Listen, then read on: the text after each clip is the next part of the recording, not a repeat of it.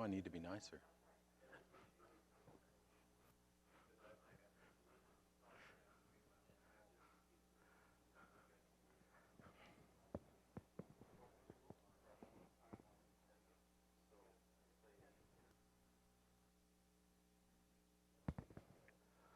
Let's go ahead and get started this morning.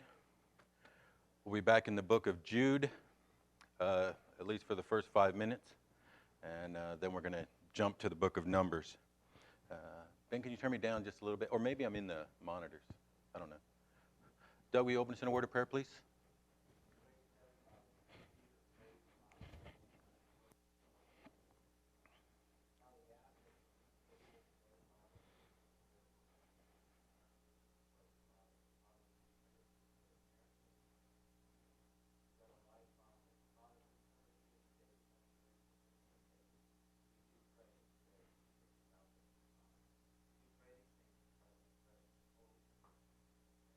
The letter of Jude, verse 1. Jude, the servant of Jesus Christ and brother of James, to them that are sanctified by God the Father, and preserved in Jesus Christ, and called, mercy unto you and peace and love be multiplied.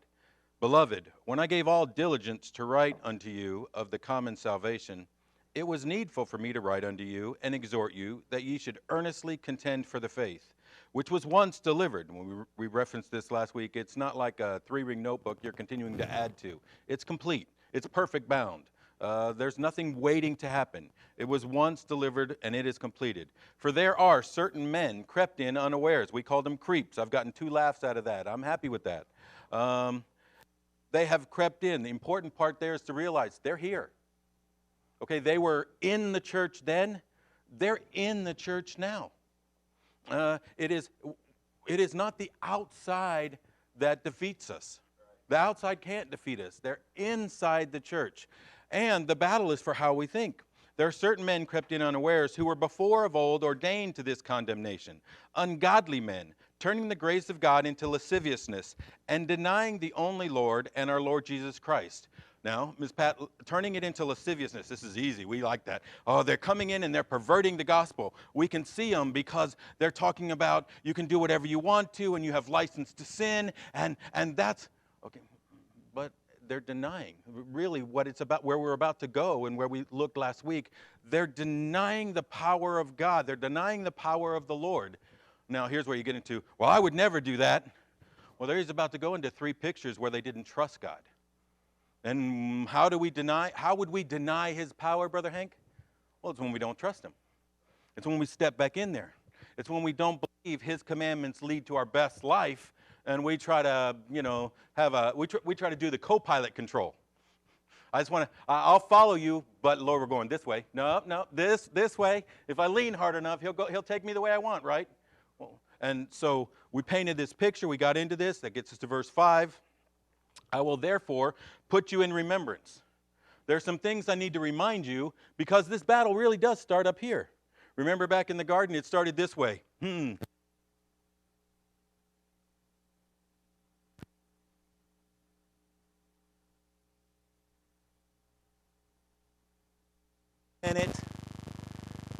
the battle is up here, so we have to start and we have to deal with it up here. So let me remind you of some things you once knew. How that the Lord, having saved the people out of the land of Egypt, afterward destroyed them that believed not. There was the challenge. The challenge was believing him and trusting him. Okay, so then it goes on, and here was this picture of those who relationally were privileged. Can you be any more privileged than to be God's people? They were God's chosen people. They received his blessing. They saw miracle after miracle after miracle. Morning, Brother Roy. But yet in all of those things, chose when it got time to step over the River Jordan, I said, no, those too big. Those guys are too big. They're too tall. I'm scared of them. Now, it's easy. How could they do that? Well, if there's a correlation, you know who are his chosen people now during this time? People who have received his blessing, his guidance, his provision, his protection. We'd be the same people.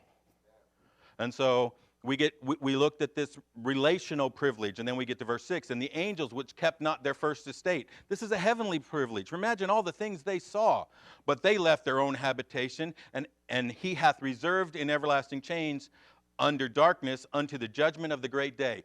They saw all the privileges of heaven, but still they chose to not believe and not to trust.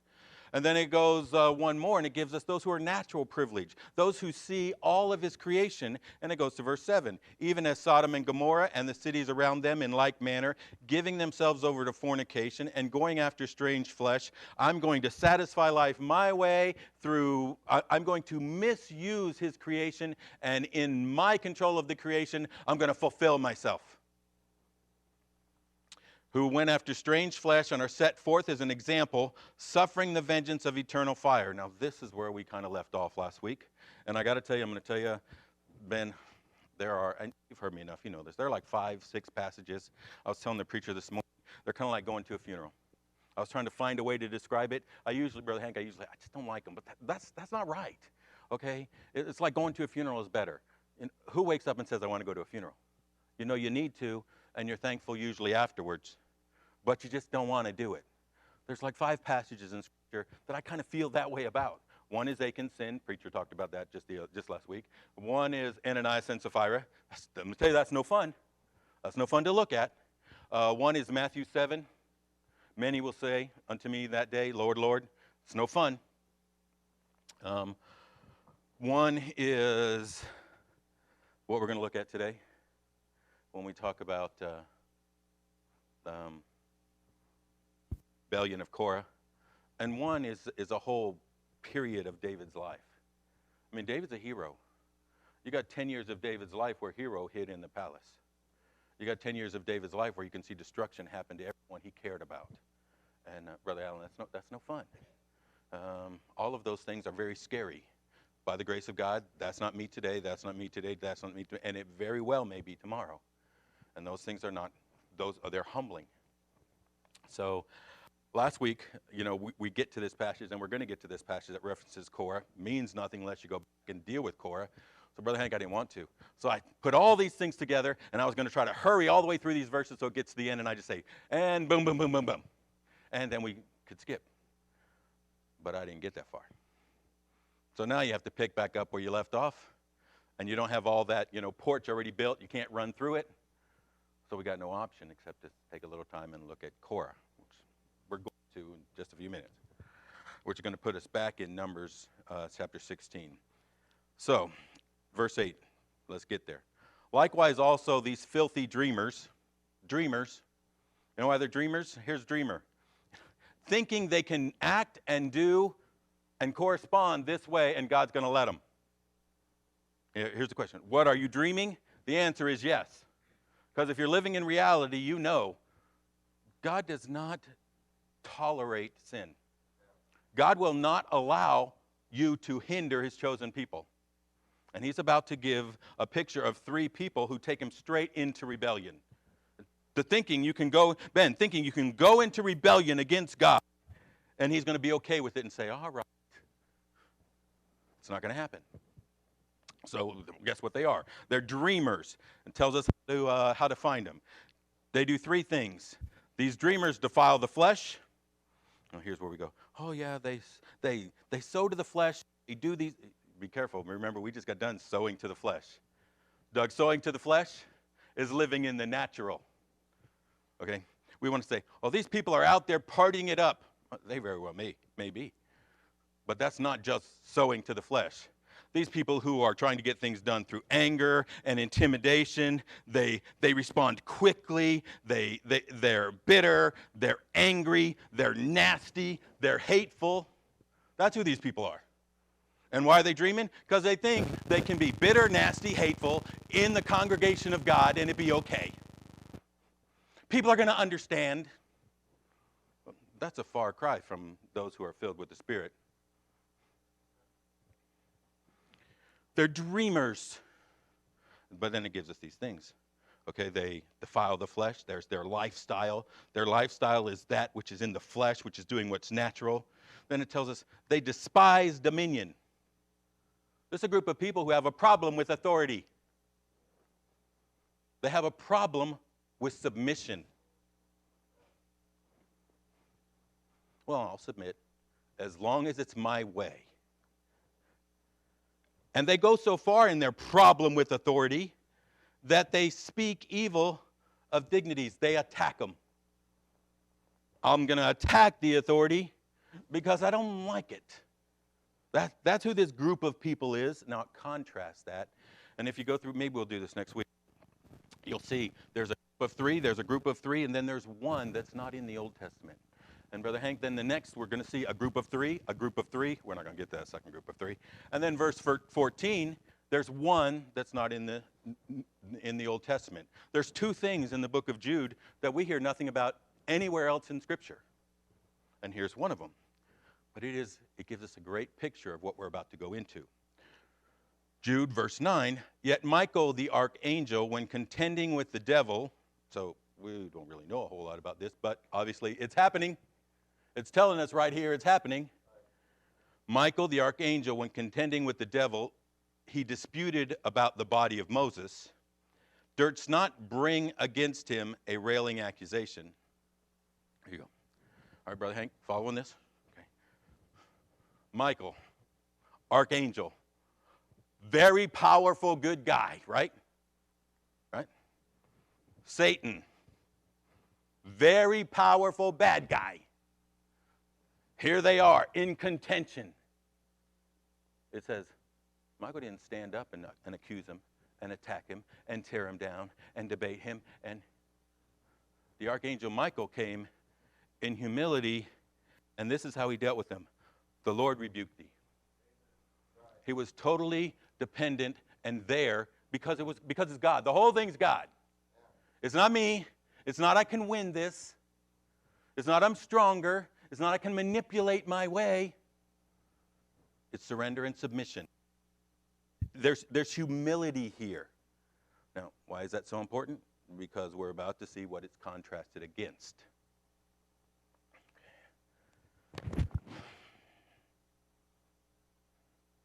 Verse 10. But these speak evil. Here's this picture of who this group of people is. But these speak evil of those things which they know not. I have it written right here. Sin makes you stupid. They arrogantly think they know everything, but they know not. And they speak, and they're loud, and they push, and they try to control. Remember, in the flesh, in bitterness and anger and hatred and division, all in the name of God from the inside. Trojan horse, couldn't defeat it from the outside. Hide inside the horse, get on the inside. But they know naturally. Here's what they are. They're like brute beast. You know how a brute beast reacts? That's how they react. In those things, they corrupt themselves. Now, woe unto them. Here we go. We're about to see that usurping. Michael didn't usurp God's position. Michael didn't deal with this in rebellion. I'm going to handle this myself. Even in dealing with this direct conflict, he does it in humility and submission. We're about to look at three groups, three illustrations are full of rebellion. And we're going to see, Ms. Pat, we're going to see rebellion has a close connection to heresy, to apostasy. Woe unto them, for they have gone the way of Cain. Here, let me tell you what they're like. Okay, they've gone the way of Cain. Cain, the perfect picture of every religion, who wants to be in control himself, who wants to force God to be acceptable with what I want to give him. Now, what's important about this, and especially in this picture, is how did Cain react? Well, to the one who was actually submissive and followed God, he hated him. He hated him to the point of killing him. There was hatred with his brother. Guess what happens inside here? The Trojan horse comes on the inside, and that anger and control and bitter and jealousy, Rooch, it's hatred. Hatred, Sermon on the Mount, kind of like murder. It's the heart that counts. It's what's in here. It goes on and gives us a different picture. And they ran greedily after the heir of Balaam for his own reward, who would usurp the authority of God and not submit, after having his life saved by a donkey 3 times, still would step out and curse God's people for his own gain. Well,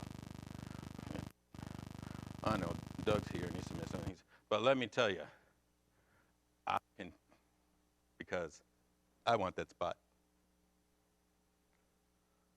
or that spot, or that spot. So for my own gain, I'll tear it down. Oh, I got to hurry. We haven't even got to Numbers. I've got to do the whole chapter. Well, here you go. Dr. Bohr, sometimes if I sneak around behind you, because that's what we're going to see, that's what we do. We sneak around. We got to build the army first, because in ourselves, there's no power in ourselves. We're kind of lonely and weak. Let me get a whole army of 250 people behind me, and I have some strength. So someday, I come sneaking around and I start talking about, how the school should be run. Let me tell you, we don't talk about individual students. We talk about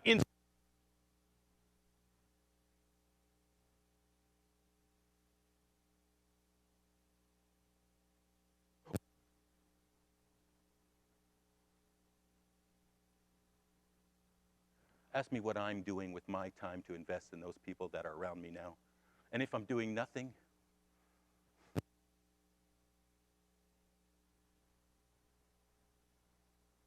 I have to invest or change anyone. I just said in the back, this is how Brooch, this is how you really should run your class. You'll see when we get to Korah. Perfect picture.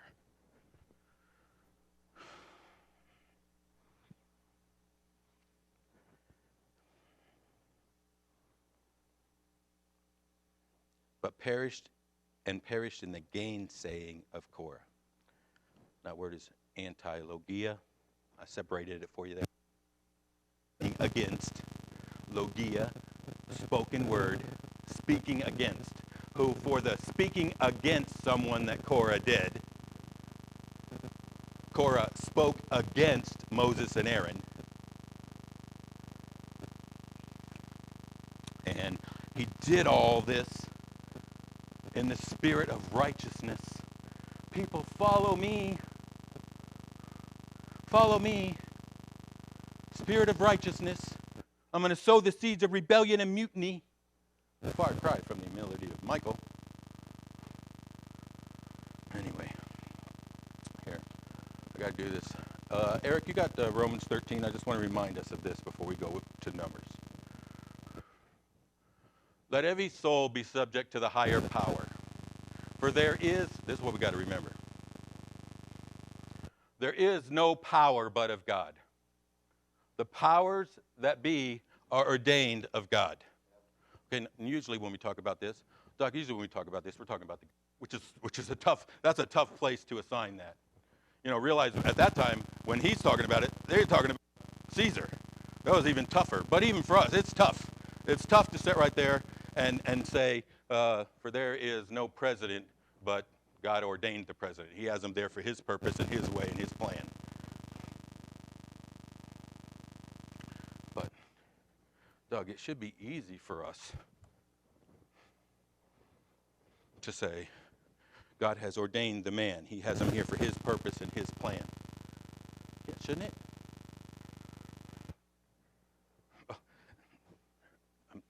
I'm not real bright. God has him here. God's the ultimate authority. He puts in another authority. If I have a problem with this authority, who does he answer to? Where should I go?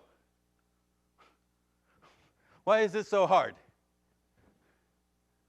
Oh, think about it. It might be so hard because even when I go here, we're still in the wilderness. We're going to see Korah. Korah may have even gone here. They still were in the wilderness. They still didn't go. They're still right there.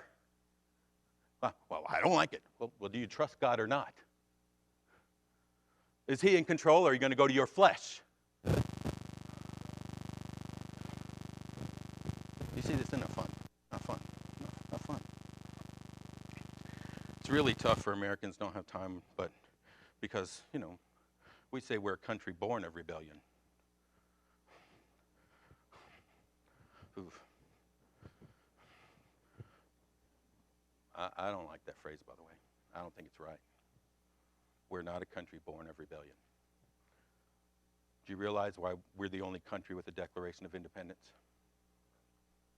Because we couldn't get people to sign up in the army. Because we had a bunch of farmers who wouldn't rebel against the king. Which is why we had to have a Declaration of Independence, and those men who signed it said we were no longer of that country, and then the army got a huge punch in the arm because people were now defending their own country, not rebelling against the king. And if you really want to look at something, look at what happened to most of the men who signed that document, because they lost everything. So if you want to talk about most of those who would be rebellers lost everything. Meanwhile, everyone else was patriots. The argument was for the Declaration of Independence. After that, I'm fighting for ours. Anyway. Numbers, chapter 16.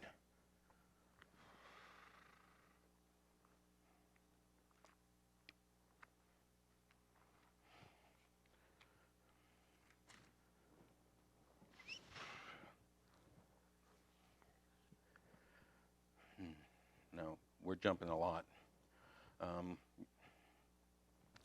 When we get here, a couple things, let me just throw them out because I don't know how far we'll get. We're going to take a look at Korah. Korah, who pretends to represent truth. But Hank, what I'm telling you is he's really attacking God. And you're going to see that it's from his own bitterness. And what that bitterness inside of him creates is a rebellious riot. And God does not stand by the side.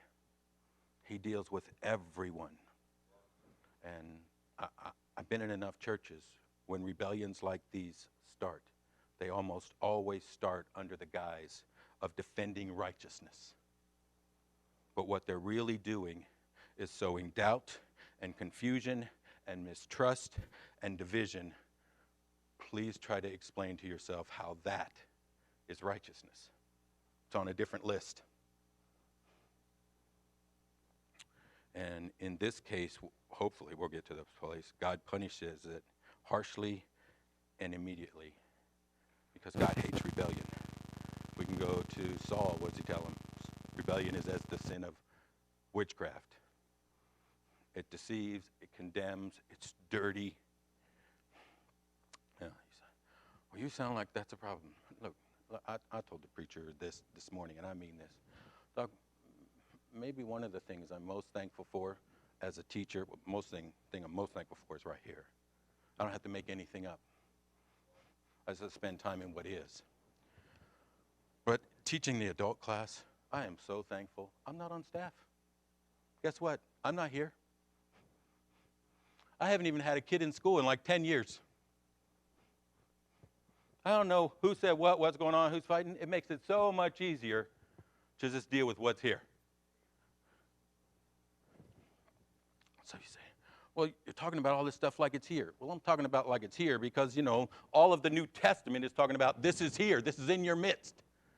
Christ, Paul, Peter, James, John, they all say they're here. They're in your midst. Be careful. Be wary. Be alert. I don't think we're the exception. They're here. And what happens is the struggle comes out, kind of like this. Well, I only want the best. And we're like wandering around like this, accomplishing nothing. And we need to get to the end.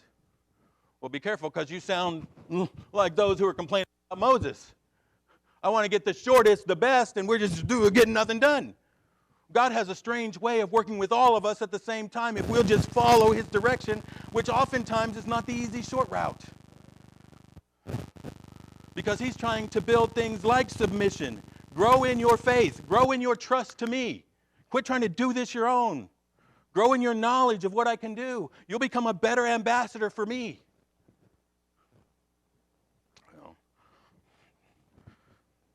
Doug, Doug, somebody else out there saying, "What do you mean? You mean Doug can do whatever he wants to, and we?"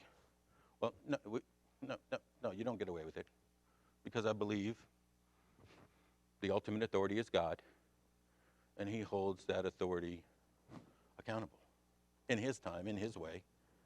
At the same time, trying to build my trust, my faith, my growth, my knowledge. In fact, I'll give you this warning we usually don't really think about. You had these young people believing in Him,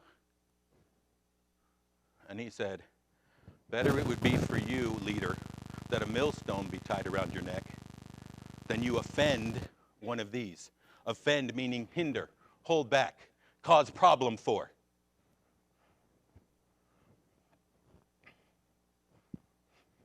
No, this is what I think. I don't want to usurp His authority. It's a scary thing. Okay, we got like 20 minutes. No, we don't have 20 minutes, do we? I don't remember how long.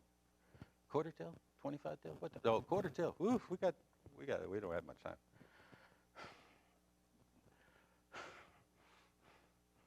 Numbers chapter 16.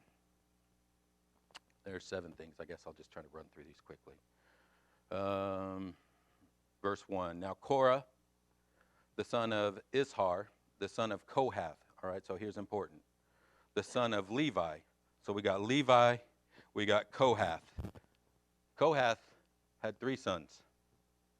Amram, Ishar, and Uzziel. Amram sound familiar? Amram should be familiar because he is the father of Moses. So right here, we're going to talk about Korah. Korah is Moses' cousin. Oldest son, Amram. Next, Ishar. And then next would be Uzziel. He was the oldest of the second. And so we get this picture right away of who he is. Korah, the son of Ishar, the son of Kohath, the son of Levi, and then we get some more. And Dathan and Abiram, the sons of Eliab, and On, the son of Peleth, sons of Reuben. Okay, now you know who Reuben was? Reuben's the oldest. So really, when you're talking about Reuben's kids, they're like, we should be in charge. Why is Moses in charge? Everything is passed down to the oldest. We're sons of the oldest. We should be in charge. Yeah, we're pushed out here to the side. And then you got Korah, who's first of the second. All right, so if Moses has to be the big chief, why am I not the high priest? That's an argument there. Why am I not the high priest? And if we go to see later, we'll see when they named them around the camp, not only was he not given the high priest, but the one who was in charge of the family wasn't even from the second son. It was from the youngest son. It was from Uzziel. So he lost twice. And the Reubenites lost twice. But these are important people. I think on the list of importance, me and Moses, we go to the same family party. And that's one of the pictures that you'll see in these kind of rebellions. The perpetrators, the agitators, whatever you want to call them, they're almost always influential leaders. Weren't influential leaders, they can't build the rebellion. Second, and they rose up from before the children of Israel, 250 princes of the assembly. Yep, they got a lot of important people, famous in the congregation, men of renown. And they gathered themselves together against Moses and against Aaron, and said unto them, Ye take too much upon you, seeing all the congregation is holy. Here's their claim. All the congregation is holy, every one of them, and the Lord is among them. Wherefore then lift ye yourselves above the congregation of the Lord. Here's 2. The complaint is usually believable, Brother Roy. There's usually some element of truth. There's a true premise there. Just a wrong conclusion. I mean, what did they say? All are holy. Well, aren't they a chosen holy people? Aren't they set apart? Aren't every one of them? Yes, they're all in that place. Yes, that's true. They were all, just like we. Aren't we a chosen generation, a royal priesthood, a holy nation? Yeah, we all are. We're all called to that, just like they were. But they took that premise and they came up with this conclusion. Well, I'll give you even this. Here's the premise. We can go one better. Premise. We're all okay. We're all holy. We're all set apart that way. Yeah, we all. You've set this nation apart. Okay. Moses, you're above all. Well, that was true too. But here's the bad conclusion. You want it. You put yourself there. You want the power. You want the control. Well, that's so false. From the very beginning, Moses said, no, not me. I don't qualify. God put him there. Well, Moses, you're leading us in the wrong way. Do you not see that big old pillar of cloud and pillar of fire? What are you missing?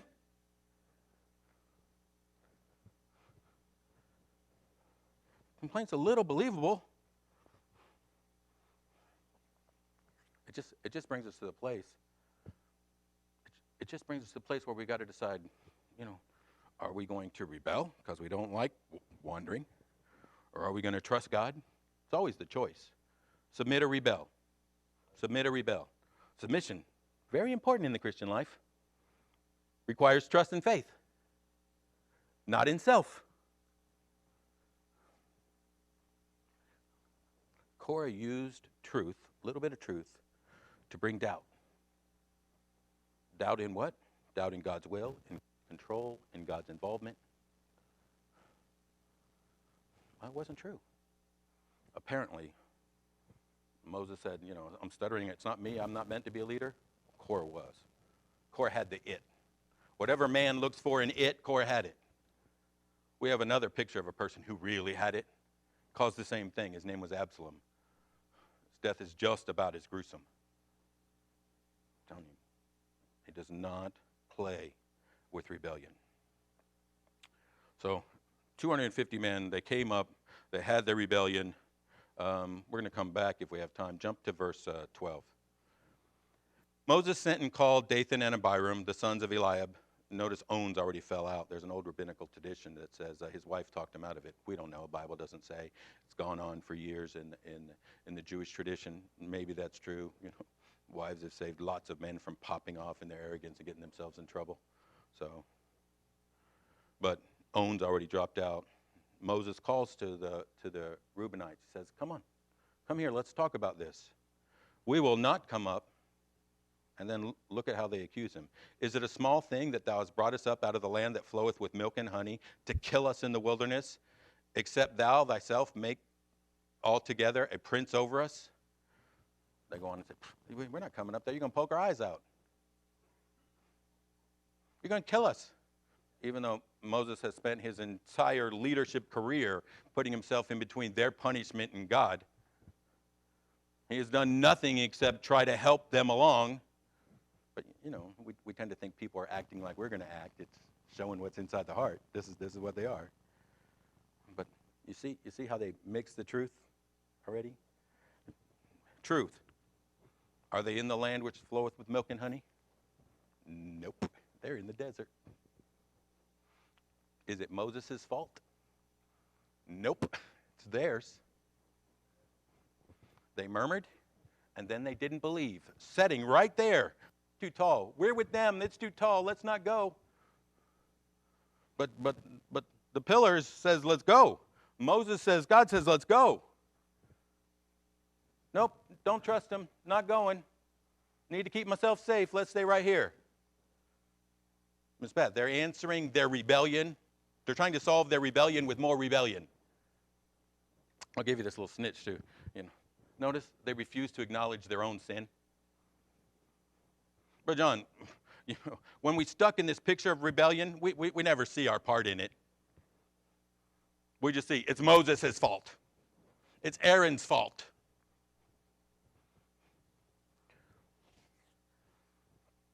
Oh, gotta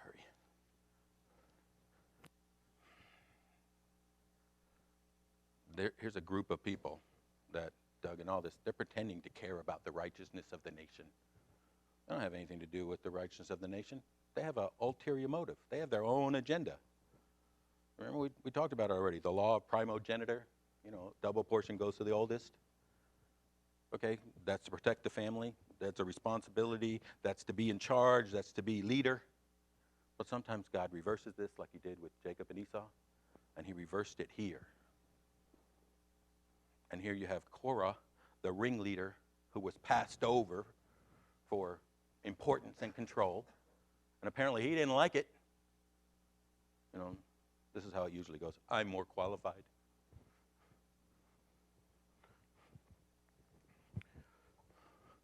I'm more qualified than that fat guy who gets up there every Sunday morning and just walks around 2,000 steps every Sunday morning.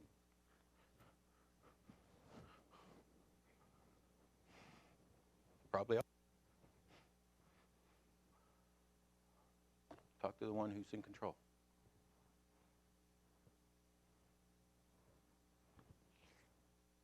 They gave in to their agenda. And the Reubenites, into their agenda. I'm telling you, know how easy it is? It's a crazy thing that rebellious, wronged people always follow rebellious, wronged people. They just find each other like magnets. Boop! Go to school, look off in the corner. They'll be the group that do nothing, want the attention for doing everything, and complain. And they just find each other. It's true, huh?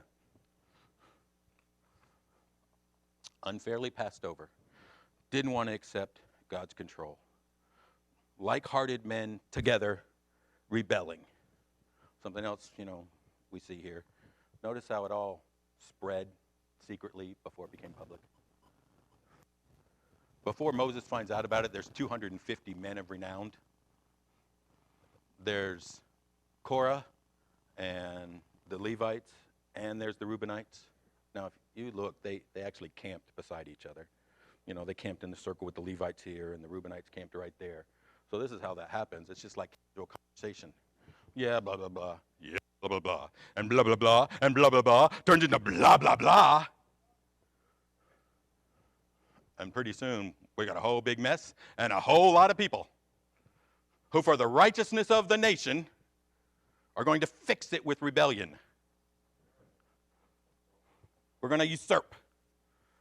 Now that we're stronger because we have an army,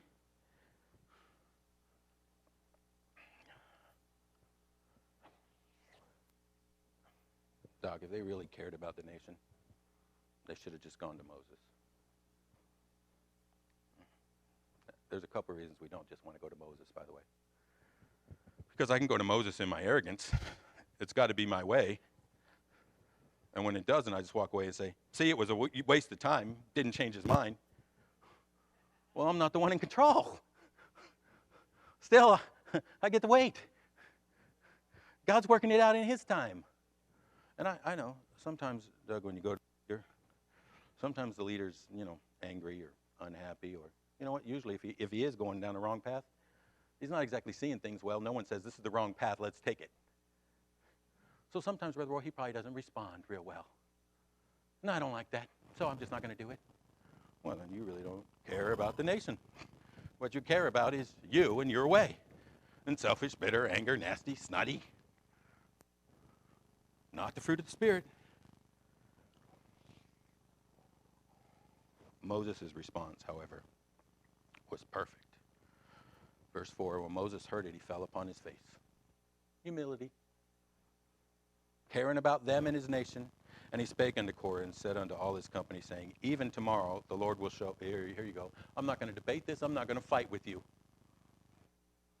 God's in control of this. I have total faith. We'll let God deal with it.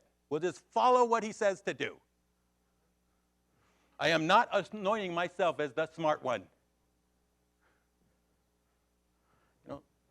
Sometimes God has really used wrong to work out the best. Isn't he amazing, Doc?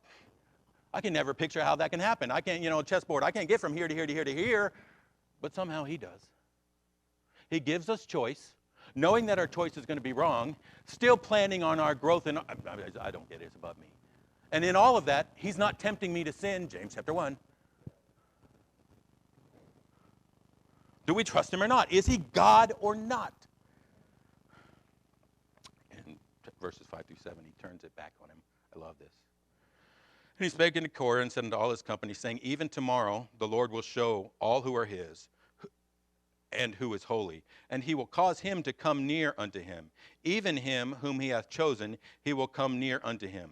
This do, take your censers, Korah, and all his company, and put fire in them, and put incense in them before the Lord tomorrow. And it shall be that the man whom the Lord doth choose, he shall be holy. Now, here you go. Korah, you take too much on you. You're trusting you way too much. You think you're in control. Now, we're done. Give me a couple things.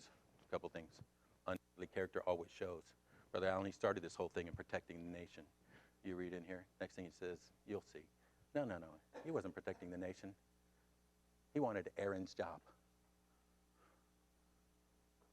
It was about, I'm better. It needs to be my way.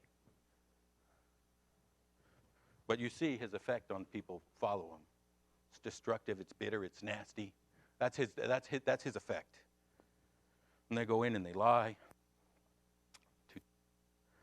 I want to get these out. They're important. One, rebellious character often destroys the weak-minded around them. I've been in enough churches, I've seen it happen again and again and again. You see, when he got those 250 followers, this is one of the reasons I don't like it. The Bible is very clear to say the ground opened up and it swallowed them alive. I just can't get that word out of my head. And alive, they went down into the ground. Rebellion. Be serious. But it wasn't just Korah. And it wasn't just the 2 Reubenites. It was the 250 that were willing to follow them. And our rebellion breeds rebellion. It destroys family members, and it does. It does. Okay, we might be rebellious about the government. Well, they're going to grow up rebellious about you. You don't do what they like? What's the same? I'm still rebelling against the same authority. And here, last, you go through the end of this story, you're going to see this. You're going to see even after God's judgment, the next day they got mad at Moses. Moses, why'd you kill him? They're still looking to blame someone else. They're still not taking responsibility. And that's what happens. I'm going to read these, and then, Doc, I'm going to ask you to pray. But some point, I want you to read it. Moses was the one who was attacked, but in this second judgment, Moses is the one who has to go to God for his people. Humility of the leader. I want you to notice how easy it is to misjudge authority. I want you to understand authority sometimes might be wrong, but rebellion is never the answer. There is a way that seems right to a man. Rebellion always seems right, but it is never the way to high values. And I want you to understand, it takes prayer and Bible study to free us from the temptation to attack authority. To give us, Lord, please give us submissive hearts. Dr. Close in a word of prayer.